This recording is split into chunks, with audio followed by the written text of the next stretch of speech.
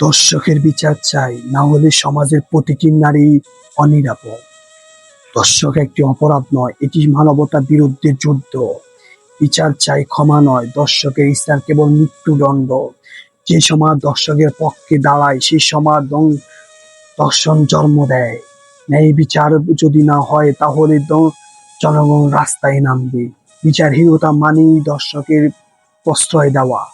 নারীর পোশাক নয়, দর্শনের জন্য দায়ী দর্শকের নোংরা মানসিকতা।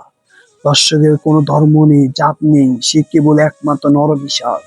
একজন দর্শকের মুক্তি মানে হাজারো দর্শনের জন্ম নেওয়া। দর্শকের পাশে দাঁড়ানো মানে নিজেকে একদিন সেই অপরাধে জড়ানো।